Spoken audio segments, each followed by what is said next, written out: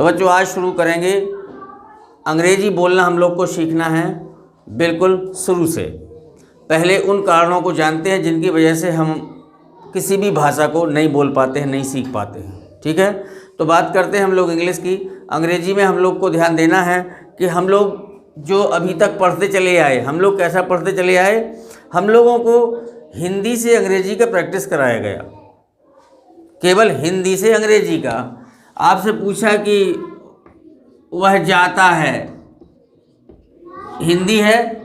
इसके बाद इंग्लिश बताई गई कि जिन वाक्यों के अंत में ता है, ती है, आता है तो बोले ऐसे यस लगाया जाता है, या बहुवचन है तो वर्ब की फर्स्ट फॉर्म लगाते हैं।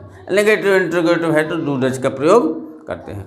ऐसा अभ्यास करने से क्या हुआ, हम हिंदी में ही उलझ के रह गए। ठीक है, अगर इसी अभ्यास को थोड़ा पलट दें, अगर इसी अभ्यास को हम अंग्रेजी से करते और कहते कि ही गोज कि हिंदी क्या होती है, तो शायद आप अच्छा बोल सकते थे। क्योंकि हिंदी से प्रैक्टिस करने वाला व्यक्ति he can never speak English. वो कभी अंग्रेजी बोल ही नहीं सकता। बोल सकता, टूटी फूटी बोल सकता, स्पीड नहीं आ सकती है। कब आ सकती स्पीड, जब वो इंग्लिश से प्रैक्टिस करेगा। इसके लिए अंग्रेजी सुनना भी आवश्यक है। वो भले ही आप टीवी पर सुने, मोबाइल पर किसी का वीडियो देखें, उसको सुने। जब तक आप किसी भाषा को सुनते नहीं हैं तब तक आपको उस भाषा का ना तो सही उच्चारण आता है, ना ही आप सही तरीके से बोल सकते हैं। करेक्ट, तो सुनना भी ज़रूरी है। लेकिन मैं ये कहना जा रहा हूँ कि इंग्लिश से अगर आप प्रैक्टिस करते हो, भले ही 4 सेंटेंस पर डे प्रैक्टिस करो, ज़्यादा की ज़रूरत नहीं है, केवल 4 सेंटेंस। अगर आप इसको प्रैक्टिस में इस तरीके से लाते हैं, जैसे मैंने आपसे लिखा, इसमें देखें मैंने लिखा I went to school, correct, ये लिखा मैंने। There are 1 2 3 4, there are 4 words, 4 शब्द है ना, क्लियर बात है। तो हमें जो प्रैक्टिस करनी, इन 4 शब्दों की मीनिंग तो पता होनी चाहिए ना।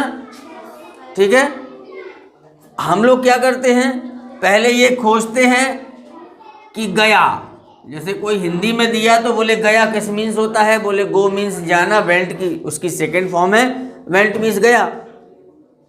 ठीक है, तो अंग्रेजी से जब आप प्रैक्टिस करेंगे तो इसका अभ्यास आपके दिमाग पर चलेगा और वो शब्द आपको कुछ हद तक याद रहते हैं। और जब आप हिंदी से वर्ड मीनिंग याद करते हो तब आपको कुछ शब्द दिमाग से मिस कर जाते हैं, स्लिप कर जाते हैं ना। तो आई मीन्स आपने कहा मैं, और एक चीज़ का बिल्कुल ध्यान दें कि पहला शब्द पहले फिर पीछे से स्कूल होता है। आप स्कूल को विद्यालय कह देते हैं, जबकि स्कूल इंग्लिश वर्ड है ना। मैं स्कूल, वेंट मीन्स गया। टू जो होता है, टू मीन्स को होता है, ये किसी दिशा की ओर, किसी डायरेक्शन की ओर इशारा करता है। ठीक है, तो मैं स्कूल गया। हमने ऐसे तो नहीं अभ्यास किया कि मैं स्कूल गया, इसका इंग्लिश अनुवाद करो। अगर ऐसे अनुवाद करोगे तो फिर आप फिर वही ताहे तीहे, रहा है, रही है में उलझ जाएंगे आप। ढेर सारे रूल्स आपको पढ़ने पड़ेंगे, उन सारे रूल्स को दिमाग में रखना पड़ेगा। ठीक है, तो अब क्या करें, केवल प्रैक्टिस किस चीज़ की करें, जैसे पिछले वीडियो में चर्चा की थी। कोई सेंटेंस मैंने लिखा कि Rakesh is jumping on the table. क्या हुआ, Rakesh is jumping on the table, है ना। तो इसमें हम लोगों ने यही अभ्यास कराया था। इसमें याद करने के लिए कम चीज़ें हैं। जैसे मैंने आपसे बताया था, किसी वर्ब में आईएनजी दिया हो तो अर्थ काय में निकालते, रहा रही। आप ऐसे तैयार करो ना, इज का मतलब है। अब लीजिए, आपसे पूरा वाक्य बन जाएगा ना, हिंदी बन जाएगी कि राकेश मेज ऑन मीन्स पर, जंपिंग कूद रहा, इज मीन्स है कि नहीं। वही मैं एक वाक्य और दूं। हमने कहा कि Ramesh can speak English, Ramesh can speak English, इसको समझना है। फिर वही है, दूसरे नंबर पर हमने बताया था हेल्पिंग वर्ब होती है। कुल मिलाकर हमें subject plus helping verb plus verb plus object, ये चार चीज़ें तो ध्यान रखनी है। हमेशा नंबर 1 पर सब्जेक्ट आता है, नंबर 2 पर हमेशा हेल्पिंग वर्ब आती है, नंबर 3 पर वर्ब आती है। और अगर उन दो प्रेजेंट इंडेफिनिट और पास्ट इंडेफिनिट के सिंपल में अगर हेल्पिंग वर्ब नहीं है तो दूसरे नंबर पर क्या आ जाएगी, वर्ब आ जाएगी। चूंकि तीसरा नंबर है ही नहीं, मतलब दूसरा नंबर है ही नहीं है, तो जो अगला होगा उसका नंबर आएगा। तो इसमें देखा रमेश कैन स्पीक इंग्लिश, इसको भी देख लो। रमेश, आपने कहा रमेश इंग्लिश, स्पीक मीन्स बोलना होता है, स्पीक मीन्स बोल। अब ना से मतलब नहीं होता, ना तो वर्ब की पहचान होती है। तो रमेश इंग्लिश बोल, कैन मीन्स सकता है ना, रमेश अंग्रेजी बोल सकता है। एक सेंटेंस लिखा कि they should play with the students, ठीक। अर्थ निकालना है हमें, प्रैक्टिस हिंदी से नहीं करनी है कि कोई हिंदी का सेंटेंस हो फिर आप उसका इंग्लिश ट्रांसलेट करो, आपको इसी से करनी है। दे मीन्स वे या उन्हें, चूंकि शुड मीन्स चाहिए होता है तो चाहिए के हिसाब से वे तो आएगा नहीं। उन्हें स्टूडेंट्स विथ मीन्स के साथ, प्ले मीन्स खेलना, शुड मीन्स चाहिए, है ना, आसान हुआ।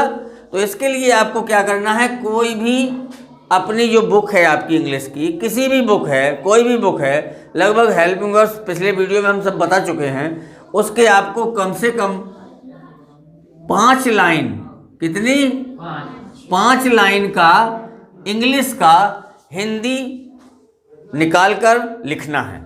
ये ध्यान रखो, ज़्यादा नहीं, केवल 5 लाइन, क्योंकि बूंद बूंद पानी से घड़ा भरता है। आपको 5 लाइन में जितने भी शब्द होंगे उनमें आधे बनते होंगे, कुछ ऐसे होंगे जो आपसे ना बनते होंगे। तो जो आपको नहीं बनेंगे उसको आप क्या करोगे, नोट करोगे, यहाँ करके पूछोगे और वही शब्द याद करोगे। क्योंकि एक निश्चित शब्द होते हैं जो किसी भी भाषा के 500 से 800 वर्ष तक ही ऐसा होता है, उतने में भाषा बोल ली जाती है। 2-4 शब्द 10 शब्द से भाषा तो नहीं बोली जा सकती, कितनी लोग, कम से कम 1000, लगभग 1000 वर्ड्स। और ऐसे ऐसे करके धीरे धीरे आपके पास ढेर सारा कलेक्शन हो जाएगा। तो प्रैक्टिस ओनली विद 5 सेंटेंसेस, ज़्यादा नहीं, केवल 5, ठीक है।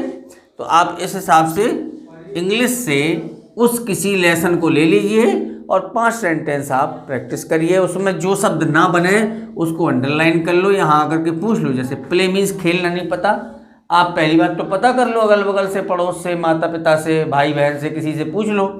नहीं पता तो यहाँ आकर के पूछ लो कि प्ले मीन्स क्या होता है सर, तो हम बताएंगे खेलना, ठीक है ना। और ऐसे करते करते 2-2, 4-4, 5-5 शब्द में ही आपके पास अच्छा कलेक्शन हो जाएगा।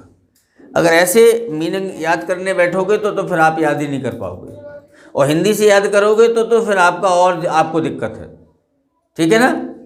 तो जब आप इंग्लिश की स्टोरीज़ को, लेसन को पूरा करते जाओगे तो जो आपको नहीं भी चाहिए शब्द वो भी आपके पास आ जाएगा। ओके, तो मिलते हैं नेक्स्ट क्लास में। अभ्यास जरूर करिए, खुश रहिए।